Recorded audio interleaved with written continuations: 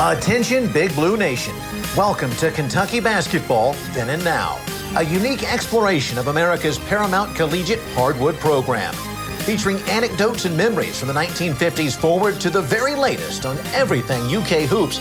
Kentucky Basketball Then and Now seats Wildcat fans front court and center.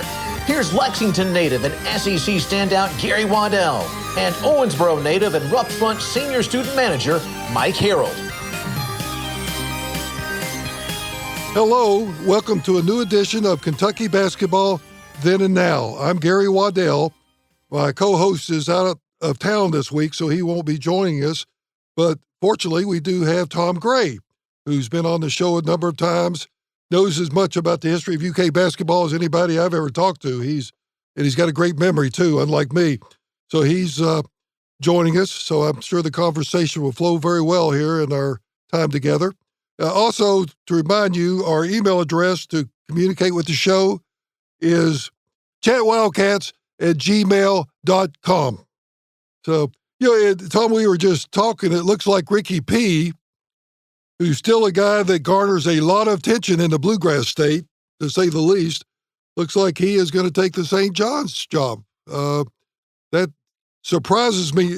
When thinking about it, it doesn't surprise me, but a week ago, I would have said he's good for Texas, Ole Miss, one of those jobs. And but you think of St. John's, or I do, it's great for Patino. I guess he could stay in his house. It could be more than a 30-minute, 45-minute drive to Queens. Is it Queens? Well, anyway, yeah, Queens, I think, where St. John's located.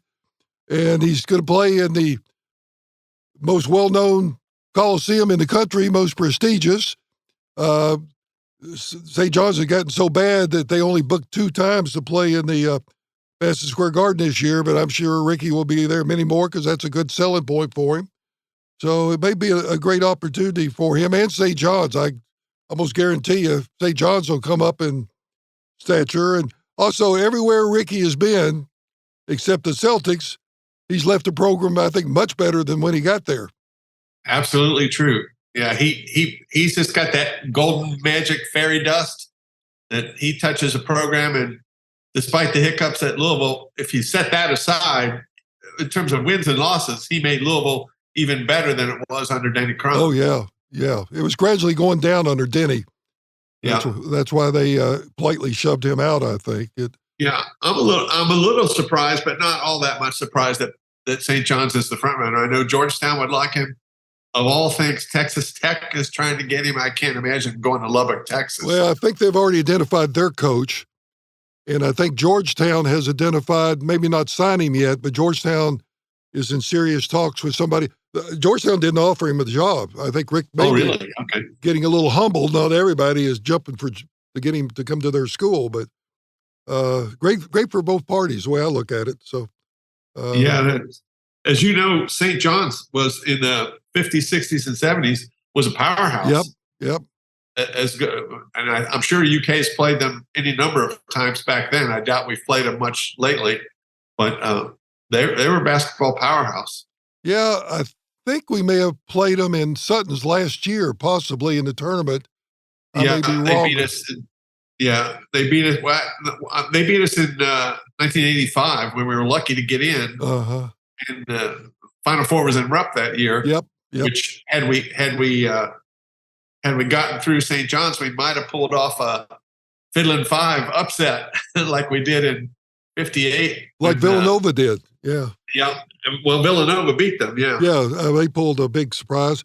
I was at that game on the very top row of Rupp, which was a mistake. I was up so high, I was above all the crowd noise. And to me, the atmosphere was just like a normal game, if not worse. But I wish I had better seats. But anyway, I was there and saw that. And obviously, Villanova hit, 70% the second half. But anyway, looking at Kentucky, we've got Providence this Friday.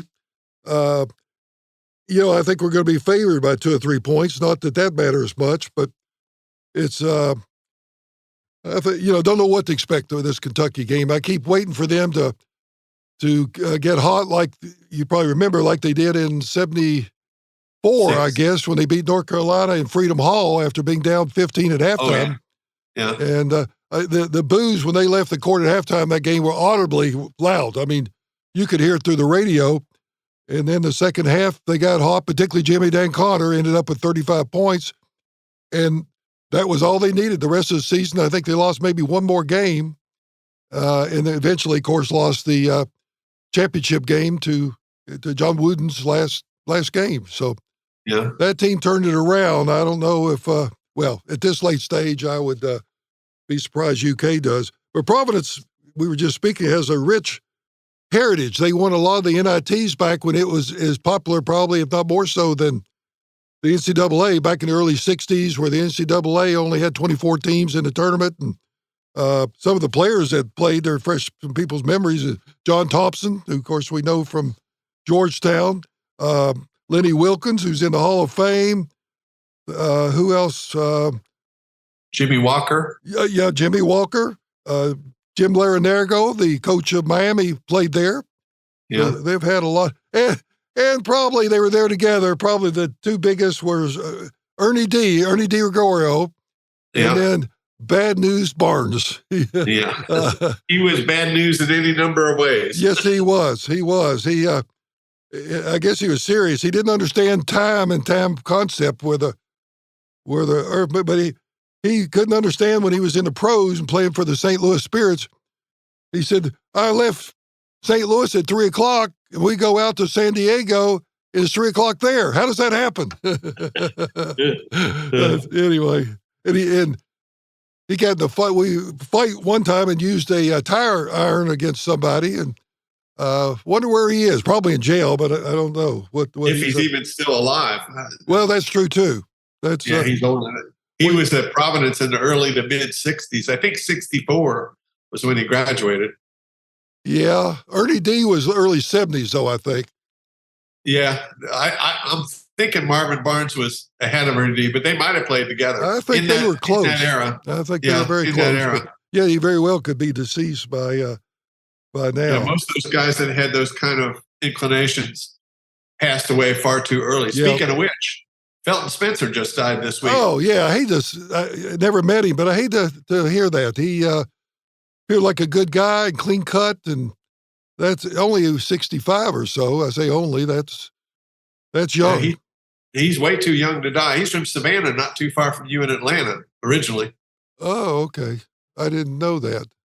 And also, the center that helped win Denny's maybe first championship, Purvis Ellison, was from Savannah.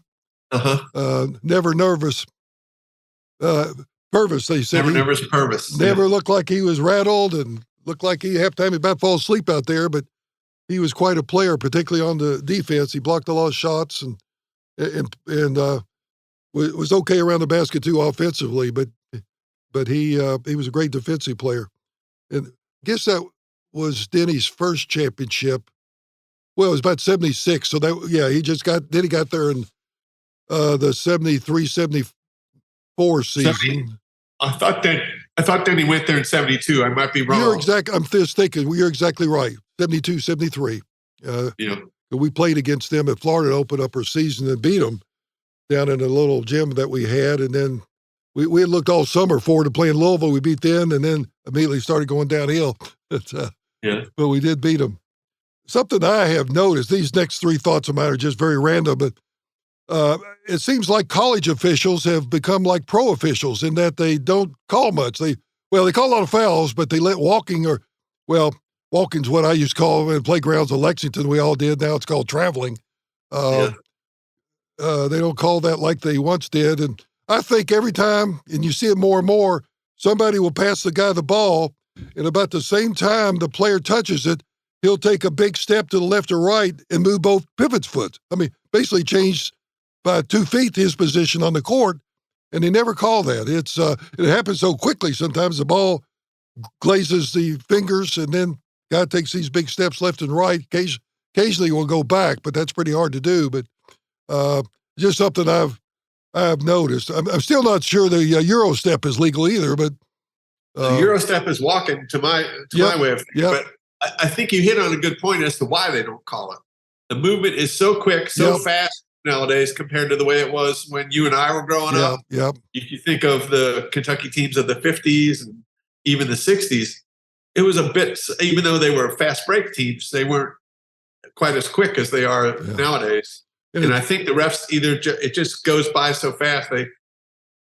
If they think about it 5 or 10 seconds later, they might say, gee, I should have called walking. But yeah, and I don't think any referee wants to be the first in America to call the Euro step traveling because they've just turned their head on that. They probably receive a lot of direction from the conference too, whichever it may be, whatever it may be, and that keeps them from calling all that also, but don't know. But there's probably a lot of things we never know about, particularly with the officials.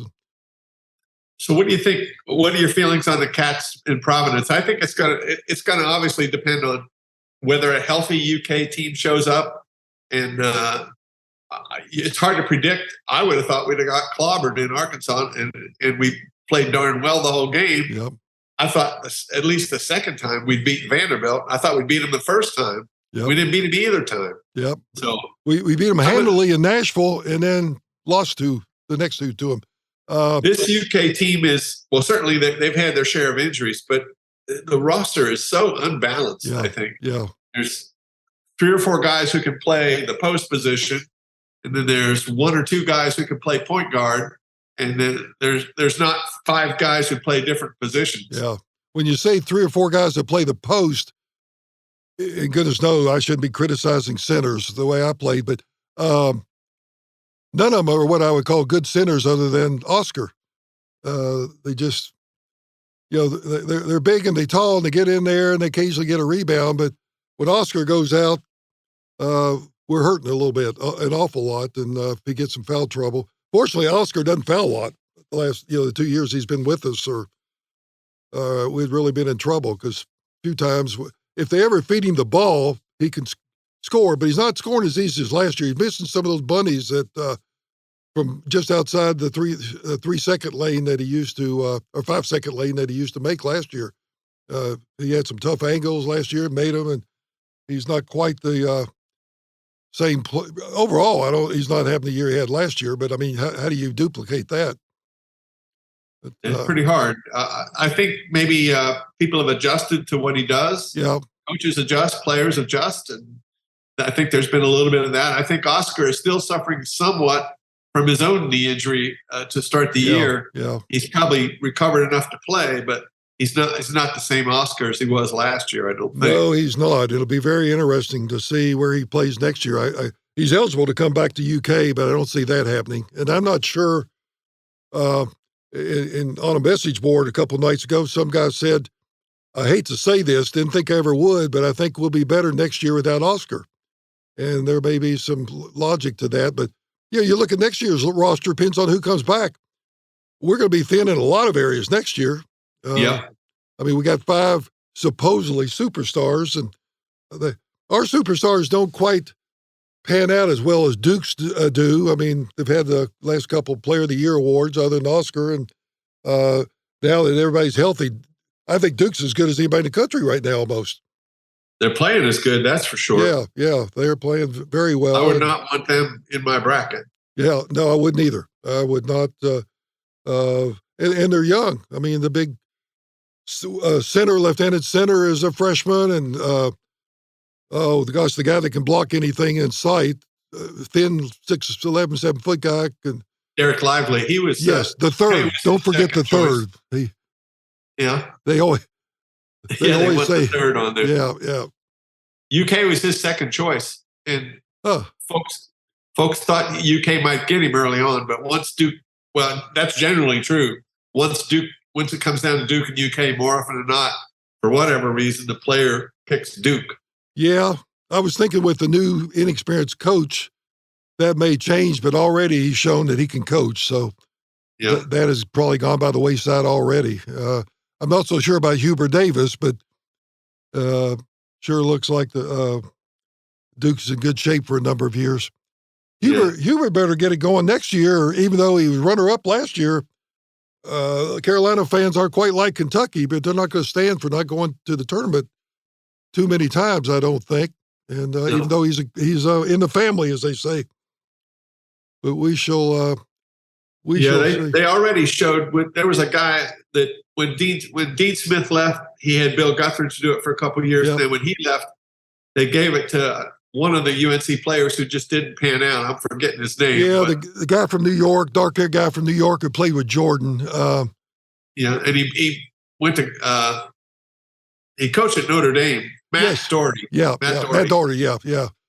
And he did not do well, and they did not give him very long of a rope to hang himself. Because I think all the players said, if he's here next year, I'm out. He was worse than Bobby Knight, or in that range when it came to cussing out players. And wow, he was not. Yeah, I don't think the players skipped a beat when he left. They didn't mind that whatsoever. And I forgot if he's somewhere now, but he was not very popular with the players, to say the least. And you're only 90 miles, not even that, you're about 80 miles away, but from Rupp Arena. But what a time this week, next few days, to be a Kentucky fan. And you got the state tournament, which, as we talked this morning, has got a lot of the, quote, blue bloods from way back in Kentucky high school basketball. And you can name a few of them: Newport, Owensboro, Ashland Blazer. Yep. Or some of the Louisville Mail. Yep. Those three alone, Louisville Mail, Ashland Blazer, and Owensboro, that's as blue blood as it gets. Yeah, there are a bunch of championships between those three. Yeah. And funny thing is, I looked at the pairings. A fair amount of teams in the tournament have had 9, 10, even 12 losses. So they've sort of had an off year, but got hot during the district and regional tournament. And as you know, in Kentucky, you can lose the district and still win the region. Still advance, yeah. First and second in district go to the region, and then you can still win. So, and there's a number of cases up here in 9th region where that's happened. A team lost the district tournament, came in second, but won the region. So Newport's coming from the Covington Catholic region, I take it. Correct, the 9th region. Yeah, Covcath got upset by some other team. I'm drawing a blank on one of the Boone County teams, I think. Uh-huh. And Newport had a smooth path to get there. Newport is really kind of more of a football high school team than a basketball. Okay. But they did have really good basketball. John Turner from Louisville in the 50s was from there. Oh, yeah. Dick Voorhees from Georgetown College was from there. So they had some good players way back in the day. They just haven't had any lately. Yeah. When I think of Newport, I think of Newport Catholic with Cowens and the little guard that he played with who went to Moorhead. Can't think of his name. He was a year older than Cowens, but I should know his name too, because there was one of those kids about every year. That was a typical Catholic family. Yeah, they had a kid every year. I'm drawing a blank on his name right now, but yeah, he was actually considered a better player than Cowens, believe it or not. Whoa! Well, Cowens over exceeded his environment where he was at high school. Evidently, he was 6'6" then, so he hadn't got his full growth. Went to Florida State, and they weren't sure they wanted to even offer him a scholarship. I remember I knew Hugh Durham from recruiting me, and he called me one time and said, what do you know about Dave Cowens? Have you ever played against him? And I said, no, I haven't. And he said, well, I'm just trying to see what kind of rebounder he is and if we really want him here. And, of course, he got him and turned out great. Third or fourth pick in the NBA, whatever it was. Then he goes to Celtics, and for rookie year, he's MVP of the league. Yeah. And then goes on to have a great career, and he's the guy that had one of the biggest motors for a tall guy like that I've ever seen. He could dive on the floor and get right back up and continue to play hard and so forth. Little side bit, listeners have already gathered, if they've listened to us, that I get off track and go in all directions. But when I visited Florida State, I was staying in a Holiday Inn motel where you enter from outside, and had one of the guys who was happy. There's always a happy guy, of course, that takes you around campus and gets you data, et cetera. So me and this guy, Randy Cable, who's from Ohio, went back to the Holiday Inn, and about 30, I don't know how long, but a little later, Cowens comes by, and he had gotten in a football fight with football player between time the football game ended and him coming over there. And if there's anybody that I would not want to fight, it would be Dave Cowens. He'd never give up. He would die before he would let you win. He was great in Durham and great competitive heart, and and a nice guy too. He's He played against my high school team. It was my freshman year in 1966. Picture of him in my high school annual of him blocking a shot by a guy named John Linneman, who was a really good player over at Bellarmine. Remember? And and my cousin over in Cincinnati married Callan's best friend from high school. Oh, okay. Dave Kramer. So Dave still has contact with Callens. He led the state of Kentucky in rebounding in '66. Oh, yeah, that didn't even get a sniff from UK or Cincinnati, which were two big time teams back in the '60s. Yeah. And he was lucky to get a big time scholarship. He didn't have many offers. Yeah, that would have been a blown opportunity if, of course, Durham loved to come back to Kentucky, and where he's from, was a great athlete at Eastern, I think it was. Yeah, I think it was Louisville Eastern in basketball, and I think football, maybe track. But anyway, he loved to come back up here. I think one of the reasons those coaches down there in the South love to come up here in Kentucky, Indiana, because basketball is serious for them. And it wasn't for most of the Florida players.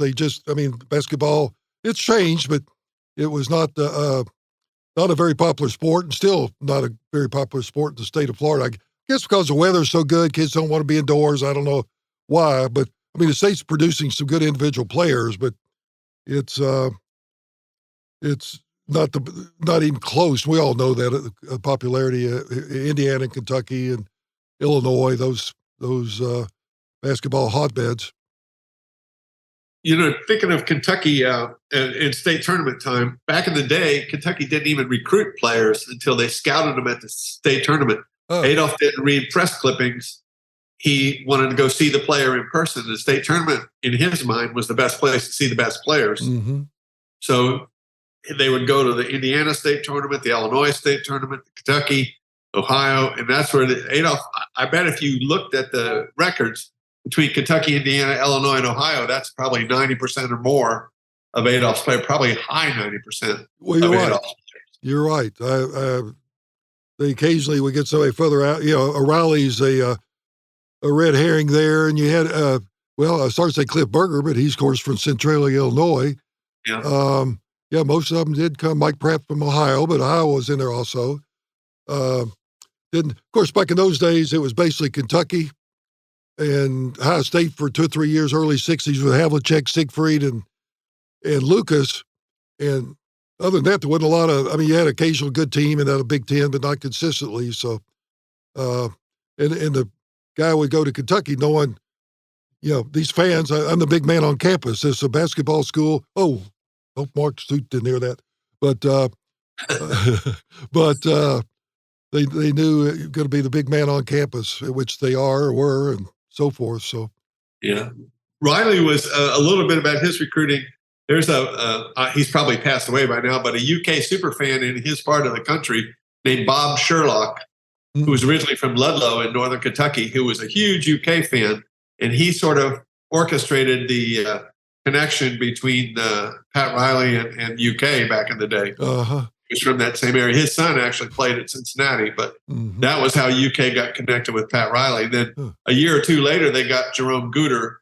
Most people, except you and I, won't even know who Jerome Gooder is, but he was a freshman at UK who never picked out. 6'4", thin guy. And I remember, again, going back to the very first podcast, Riley was our lifeguard. I remember him saying, he's not very good. They'll run him off. And sure enough, after 1 year, he was out of there.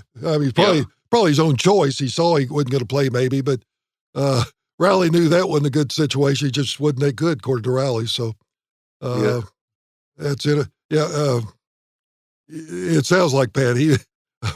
That's Pat Riley. So, and I'm not his best friend, but I was around him enough to know that sounds like him. Anything else, Tom, before we go?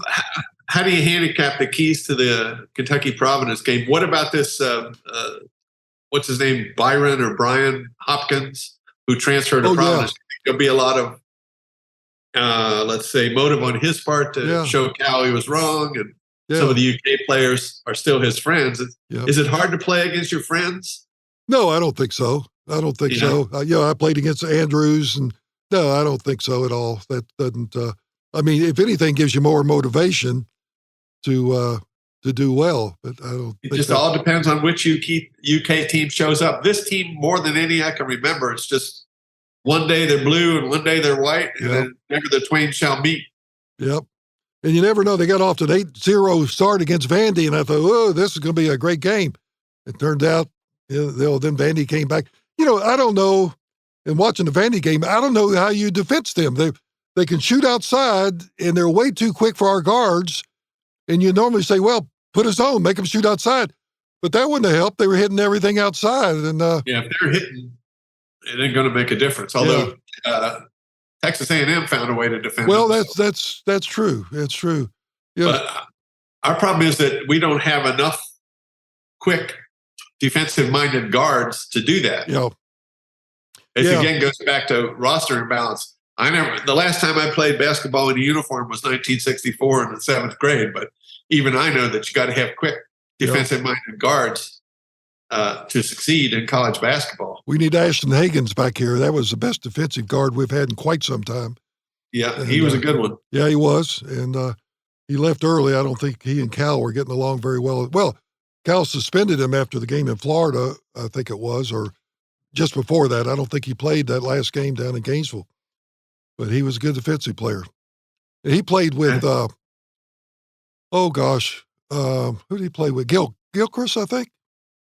Gilchrist was way before him. Montgomery, maybe? Montgomery. And but anyway, he was a good. It's funny how easily it is to forget the players nowadays. Back in the 50s and 60s, we would have the players with us for 3 years, and we'd sort of become ingrained with who they were and what their name was and what they were good at. Nowadays, they're here and gone in a year, and sometimes not even a year. Well, you're right. Last year, Shaden Sharp, all he did was practice. Yeah. Off he went to the pros. And also, we're getting so many good players. We may get a McDonald's All-American every other year, and you'd remember him because, that was a good get and so forth. Now we're getting 2 or 3 a year, and they just kind of roll off our back, I think. Certainly me, and I think most fans. You give me a guy's name, I can tell you where he's from and all that. But, it's just phenomenal how many good players we've had. And it's kind of phenomenal we haven't won more than one championship. We definitely 2015 will stick in my craw forever. 38. He had the best team by far that year. That and that's true of all the Kentucky. I think a lot of Kentucky fans lost interest because of that Wisconsin game. And terrible call there at the end, 3 minutes to go. Didn't help. I think we're just outside that 3-minute period where you can review goaltending and 30 seconds and all that. So that was a tough one. Well, I sure hope I can't see us winning more than 1 or 2. Yep. You never know, but I can't see it. But if we can get by Providence, it gets quite a bit easier. I think we can go to second weekend if we can win Friday night. And I'm thinking who would be the third team. Well, I'm not that. I hadn't been that optimistic, so I hadn't looked at who would play if we get to the. I haven't either. I know that Kansas State is probably going to be a second-round opponent for whoever wins. Yeah, we owe them something from 2018, I believe it was. Yes, sir, we do. Yeah, and it'll be interesting to see. Florida's got the Florida. They have the kid from Florida that passed out on the floor and so forth, and Keontae Johnson. Yeah, he's having a good year, and Florida wouldn't clear him medically, I guess, from a liability standpoint. And, he was seeing all kinds of doctors and so forth. But Kansas State said, I guess he signed a lot of things, but come play with us. And he did and had a great year, very good year.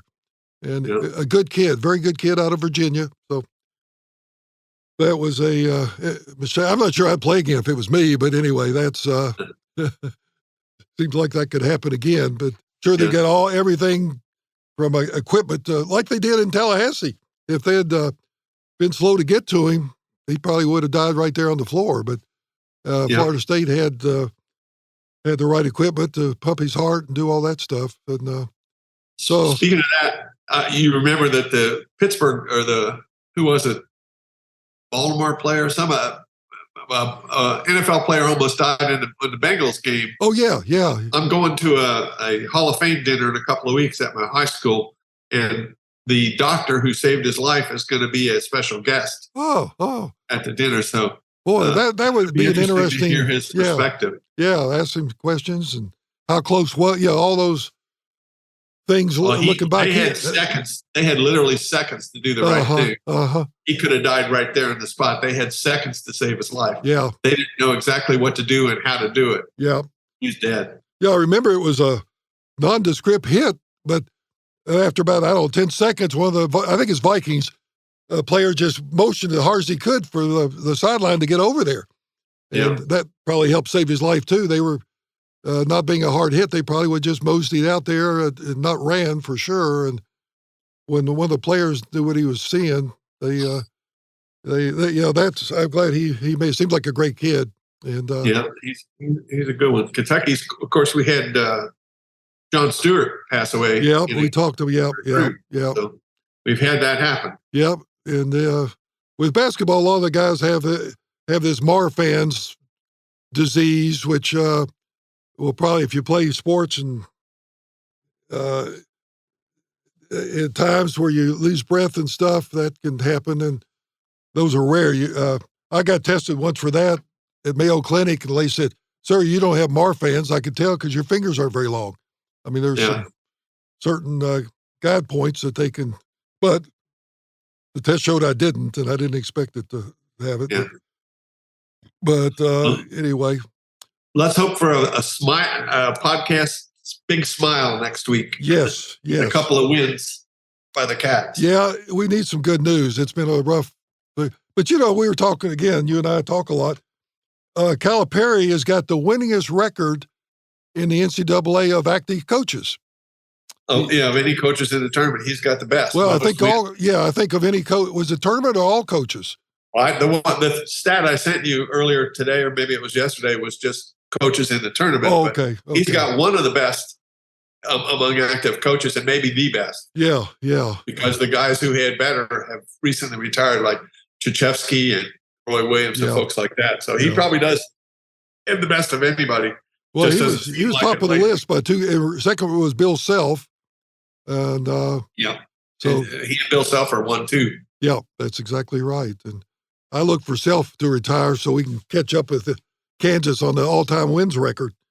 Yeah, he's another one he had some sort of heart problem here recently, and it wasn't a heart attack, but it was a heart something. Yeah. And they had to do a procedure to clear his artery or whatever. So that's the kind of thing that maybe he won't be coaching that long. Yeah, I was thinking, I've got 2 or 3 doctors. I was thinking they found a clogged artery and they put a stent in there to keep the blood flowing properly, but usually that's a longer recovery than a week or so that he had. But anyway, good to see him back. I'm happy to see that. We may meet, of course, I guess we could meet any team if we keep winning, and they win, but I think we have a chance for a rematch with Kansas in the Final Four if we get that far. That's pretty wishful thinking, I think. So this year, more than any other, I think it's the most wide open tournament I can think of. More than half the teams in the tournament have double-digit losses already. Yeah. I counted them up. I think it's 35 out of 68 teams have 10 or more losses. Mm-hmm. And people think UK has 21-11 record. Golly, back in the day, that would have been it. Yeah, tournament for us. But now, just another one of a couple dozen good but not great teams. Well, you're right. Those back when Tubby was at UK, they used to call him double-digit Tubby, or 10-loss Tubby. 10-loss Tubby. Because there were very few years where he was under 10 losses. I think out of his, what was he there, 12 years, whatever it was.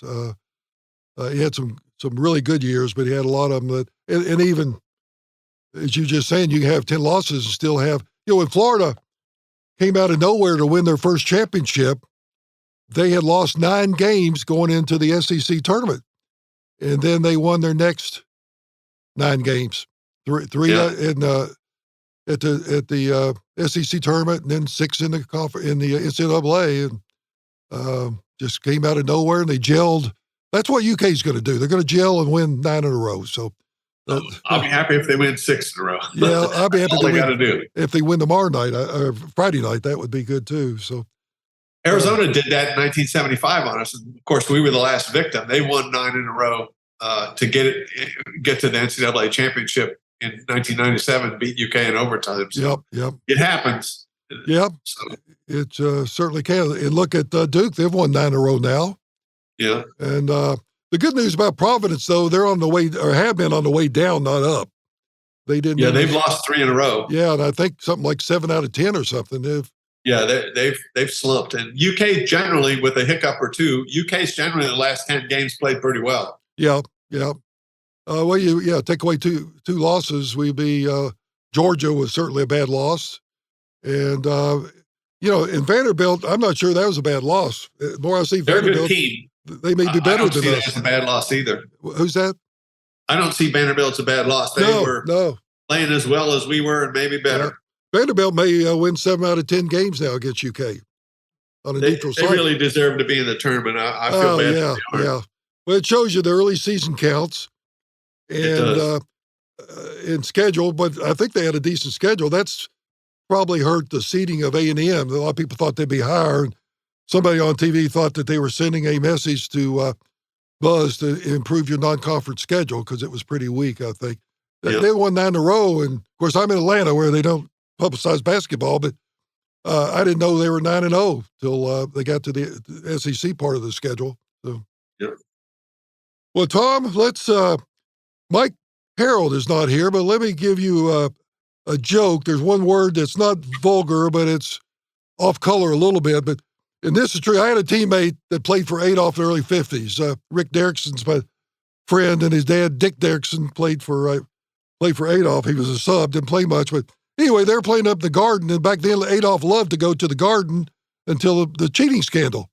So they were coming in at halftime, and I think it was Luke Gross. I don't remember exactly who, but one of the players was having a terrible first half and not rebounding. And so I'll try to use my best Adolph imitation. He said, "You go back in one of the stalls and you take a dump, and so you can go back to Lexington and tell people you did something in the Garden." Oh God, yeah, that's Adolph for sure. Yeah. I've heard him use that word more than once in the story. Oh gosh, every word. And they say Patino invents vulgar words. And I've had 3 or 4 people wanted me to repeat what I said last week. That I don't know what you call it, a parable on happiness or whatever, but I'll repeat it. You don't do what you do because you feel the way you feel. You feel the way you do because of what you do. Yeah. And that's very good one. Yeah, you can't control feelings. That's almost, but you can certainly control how you act and what you do, and feelings come and go. So over time. Yeah. And we've just, by the way, hired a lady to help us get out information and so forth. She's very social inclined and social media inclined, and so I think she'll help us get stuff out. And nice lady. Her family moved to Atlanta 8 years ago from Nigeria, and she's the smart as a whip and just a real kind lady. So we had lunch yesterday. She's going to be a big help to us. So we're up to 4 people now rather than the 3 we started with. So I look for us to go public in about 2 years and do a big IPO. So Kentucky has a player from Nigeria on the roster this year. He doesn't play much. That Onyenso fellow is from Nigeria. I think if he stays there, he's going to be darn good, and because he can run. And of course, I thought Collins would have a breakout year this year too, but I think Enzo is going to be a good player, and he may be a guy that wants to play more next year and head out somewhere else. And I don't know, but I do think he's going to be a good player.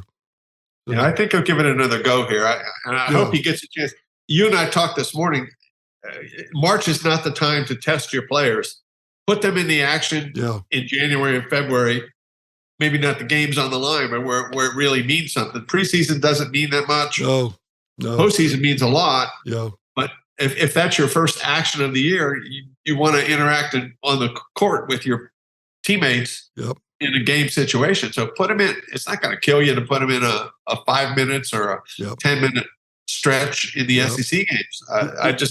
You're right. It's one thing if we're undefeated, killing teams right and left, but we haven't been doing that. So try something different. He played quite a bit in the Bahamas, and I thought this guy's going to be good. And I thought, he looked really good. We may have our shot blocker this year, but didn't turn out that way. And he's a big guy. Whoa, he's big. 7 foot or whatever he is. So hope he sticks around. And I'm not the recruit coming in, the big 6'10", whatever these guys, as I understand it, is not much of a scorer, but he is a rim protector and rebounder. So maybe we'll get that covered. But it seems like we get guys that do one or the other, and then we need another player to do what this guy can't do. And maybe they only let you put 5 on the floor at once. Yep, that's exactly right. So, well, that's all I got. All right, me too. I appreciate you inviting me to sit in for Mike. And you're welcome. Like hearing his, Frupp stories. So, yep, as you maybe said, he'll be back next week. As you said before we started, we hope the next one next week will be a much happier situation with going into the second weekend. So it'll be a rough time in Lexington if they should lose Friday night. Oh golly, it's going to be another St. Peter's, and if not worse, doing it 2 years in a row. So I mean, Providence is better, but would be 2 years in a row. We haven't, even won the first game, which is not Kentucky standards. And as Calipari, been that in a long time since 81, 82, I think. 81, 82. We were one and done 2 years in a row under Hall. Is that right? Okay. Yeah. We lost to UAB 1 year and Middle Tennessee the other. Yeah. And they used to have those consolation games. I remember we played, I guess, in Marquette, the consolation game in Athens, where they were one of the regions back then. Shows you the lack of popularity. They had a regional in Athens, Georgia, which seats like 10,000 people. Yeah. But Marquette just blew us out. I remember that. It wasn't even close. But it's consolation games. Maybe that's why they disconnect. It's like a bowl game. A lot of bowl games, the players don't want to be there. They'd rather be on the beach somewhere at Christmas. And I think that's true of these consolation games. What do you got to play for? And so all right. Well, good luck to the Cats, and hope we have a good outcome Friday night and beyond. Yep, that's exactly right. All right, take care, everybody. All right, see y'all. All right, bye. Bye. Thank you for listening to Kentucky Basketball Then and Now. Mixed by sensational audio expert Daniel Dottridge of Atlanta Podcast Recording, with web hosting by Buzzsprout. On behalf of hosts Gary Waddell and Mike Harreld, go Big Blue.